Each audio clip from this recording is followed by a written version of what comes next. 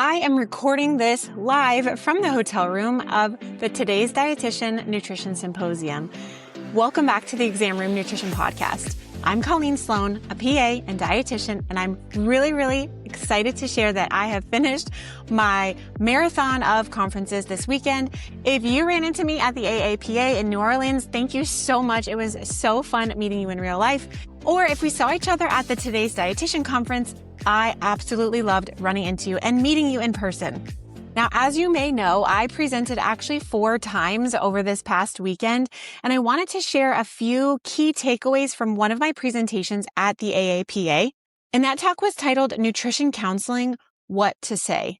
And I feel like this is so applicable to dietitians, but also to PAs, because finding the right words can be so hard. I think about this even in real life things like asking for a raise or telling an employer that you're leaving, or even admitting to a loved one that you wronged them and asking for forgiveness.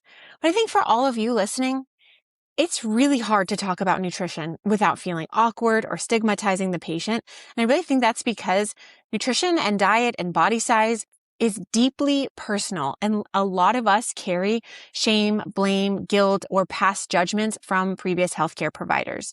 So I just want to give you a few quick tips of how you can counsel your patients better without causing any harm. So I first want to talk about 3 common nutrition counseling mistakes that we've all probably been guilty of. And the first one is that we assume knowledge changes behavior. Now, I asked this question. I kind of polled the audience when I was doing this live. And so I will do the same for you, but please just message me on Instagram or LinkedIn at Exam Room Nutrition and let me know your answer. So true or false? When we know better, we do better. Do you agree with that statement or you think it's false? Now, I think it's false, and I will state my claim as to why. First of all, this assumes that if we tell people the negative health consequences of eating too much or exercising too little, that they will automatically change their behavior accordingly. And really, we know this is not true. What this can look like in practice is that we talk more than we listen. We don't ask enough open-ended questions. We don't assess what the patient knows already. We don't explore any past barriers. I firmly believe that our patients do not always lack information. They lack the ability to apply that information into their daily lives in a way that works for them. We are in the information age. You can literally find anything within less than a second thanks to AI. And so our patients already are coming in with a lot of knowledge. And so if knowledge alone changed behaviors, we really wouldn't have the amount of chronic medical conditions that we do have today. So when we give a handout and we explain the risks of not following a healthy diet, our patient may agree with us and they might even be really excited. But what happens is they don't lack information. They often lack environmental support, practical strategies, implementation planning, meaning helping the patient break up their goal into when and how they're going to do said goal, friction reduction, making that goal easier. And I believe that's the gap between knowledge and behavior. So we know that behavior change is not simple. If you've ever tried to change anything yourself, you know this. And yes, I believe that knowledge is the foundation. We do need to be educating our patients. However, it cannot stop there. Change requires more than information. And our food choices really don't happen in a vacuum. They're shaped by the environment in which the decisions are made. The second nutrition counseling mistake we make is using imperative language. PAs are really notorious for doing this. This is saying things like, hey, you need to cut out soda, or you should lose weight. Or how about, I want you to cut back on the sweets. Now, why do we default to this? I think a lot of it has to do with time pressure. We have limited time with our patients and we feel like we have to say something and this might be better than nothing. We also might be unsure of what else to say beyond just giving black or white or a quick nutrition tip. And for PA specifically, it feels very natural to prescribe. We are trained in PA school to assess the patient, to come up with differentials, and then to determine our plan, which often involves writing a prescription for something. So it feels very natural to prescribe. But when it comes to nutrition, if you just prescribe a nutrition plan, often you're losing that personalization and the nuance that that patient needs. When we use imperative language, like telling the patient what they should do, this immediately triggers resistance and defensiveness. It removes the patient's autonomy as well. I promise you, no one likes to be told what to do. And I like to think of my teenage daughter. If I tell her to do something, the immediate response is pushback. So if we can get their buy-in, they are far more likely to stick with the plan and kind of be excited about it. When we use imperative language, it also assumes that we know best, and this just isn't true. Our patients are living 23 and a half hours outside of our clinic walls, and sometimes we really don't have any idea of what's going on outside of clinic. When we tell a patient to do something, it also implies that the solution is just willpower. And if GLP-1s have taught us nothing, we know that weight loss is far more than just about having more willpower. So rather than using imperative language, I would suggest you use more open-ended questions to open the conversation before you just make an assumption or make a statement of something that they should do.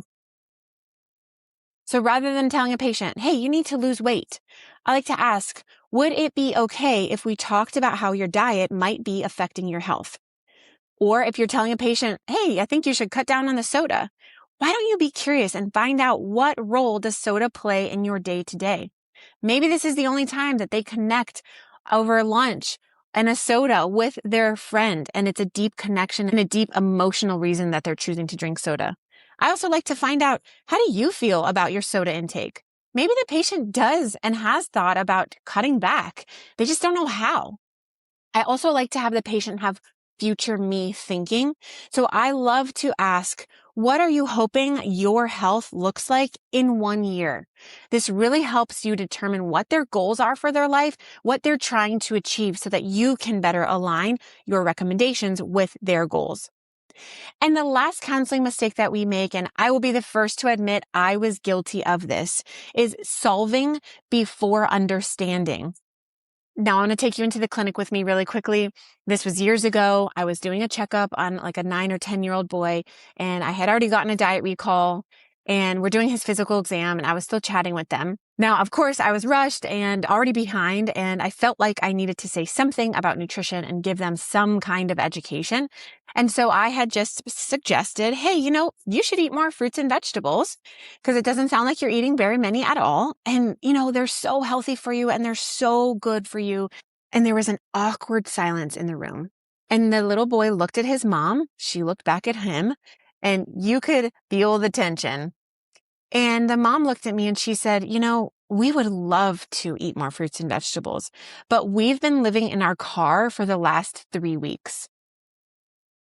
I had a huge pit in my stomach. I was so embarrassed that I tried to give a solution before I understood that family's reality. And that moment really changed how I practice. So solving before understanding also looks like giving a patient a handout or telling them to try a diet that maybe worked for you or worked for some of your other patients. You really need to understand the patient's world. What is their financial barriers? What are their goals? Do they have any time constraints? What about the cultural and household context? What is their readiness to change and mental capacity?